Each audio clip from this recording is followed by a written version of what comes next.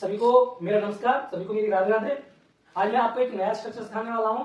Board पे फिलहाल कुछ नहीं लिखा है, लेकिन मैं यहाँ लिखूंगा और आपको सिखाऊंगा कि आज जो मैं बताने वाला हूँ वो आपके लिए एक स्पेशल क्लास बनने वाली है। कैसे बनने वाली है, आइए चलिए सीधे वीडियो पर चलते हैं। मैं यहाँ पर दो वर्ड लिखूंगा जिनको आपने पहले भी पढ़ा होगा, सुना भी होगा। आज मैं आपको उनके यूज सिखाने वाला हूँ कि वो होता क्या है। मैंने यहाँ वर्ड लिख दिया है, ये मैंने दो वर्ड लिखे हैं, एक लिखा है डेट और एक लिखा है दीज। दोनों वर्ड है। एक और वर्ड होता है इसके साथ जिसका मतलब होता है दिस और एक होता है दोज। ये मैंने वर्ड लिखे हैं दैट और दिस, ये दोनों वर्ड एक साथ काम करेंगे और दीज और दोज ये दोनों वर्ड एक साथ काम करेंगे। तो सबसे पहले क्लियर कर लेते हैं कि ये दीज जो आता है उसके साथ हमारी या तो आर आएगी या वर आएगी, ठीक है। तो इन दोनों में से हमारे यहाँ पर ये दैट जो होता है वो इंडिकेशन के लिए काम करता है। इंडिकेशन मतलब इशारे से बताना कि यह घर मेरा है या वह घर मेरा है, इशारा करके, यानी कि इंडिकेशन मिलता है हमें। इसमें क्या मिलता है, एक इंडिकेशन, इंडिकेट करता है हमको, इसलिए इसमें फॉर्म जो आएगी वो इज आएगी। क्या आएगी, इज।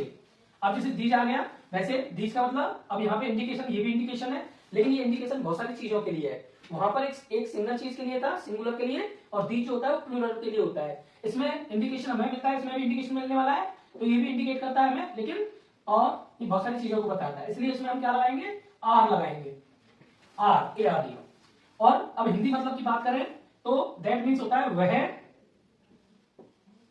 और दीज मीन्स होता है ये, और दिस मीन्स होता है यह, और दोज मीन्स होता है वे। अब हमने यहाँ पे स्ट्रक्चर लिख दिया। समझने वाली बात क्या है कि दिस और दैट, अब हमने यहाँ इंडिकेशन की बात बताई, ये है पुस्तक मेरी है, एग्जाम्पल दे रहे हैं, यानी कोई चीज बता रहे हैं इशारा करके कि ये पुस्तक तो मेरी है। तो इसमें क्या होगा, इसमें भी इंडिकेशन मिलेगा। इंडिकेशन मोस्टली ज्यादातर ये निर्जीव चीजों को भी प्रस्तुत करते हैं, मतलब नॉन लिविंग के लिए भी आते हैं, या फिर इंडिकेशन देने का काम भी करते हैं। तो हमने सबसे पहले बताया कि आपको इंडिकेट करना है, ये इंडिकेट करता है, तो इसलिए इसमें इज आएगी। और दोज, दोज मतलब वे, इसमें आएगी हमारी आर।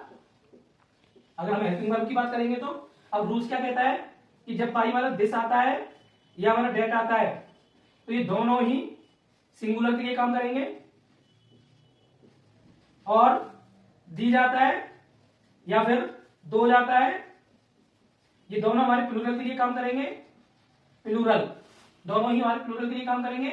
इसके लिए आप यूज कर सकते हैं वर्ब, जो हेल्पिंग वर्ब होगी, या तो वो इज होगी या फिर वाज होगी। यह मेरा था या वह मेरा था, ऐसे करके। और इसमें जो वर्ब आएगी ज्यादातर सेकंड वर्ब होगी, वर्ब मतलब आर, हेल्पिंग वर्ब, और या फिर वर्ब, ये यूज होगी। एग्जांपल के लिए बता देते हैं, इनका हिंदी मीन्स मैंने बता ही दिया है कैसे बताना है। जैसे एक एग्जांपल कर लेते हैं, मैं यहाँ एक एग्जांपल कर लेता हूं, यह घर मेरा है, ठीक है, यह घर मेरा है। तो हम यहाँ लिख देंगे this is my house, this is my house, ऐसे है ना। अगला है ये घर मेरे हैं, हम यहां पर चेंज कर दिया, यहां पे थोड़ा सा, ये घर मेरे हैं। तो रूल्स क्या कहता है कि ये की मीनिंग होगी दीज, जो कि मैंने ऊपर बता दिया है, दीज, दीज मीन्स ये।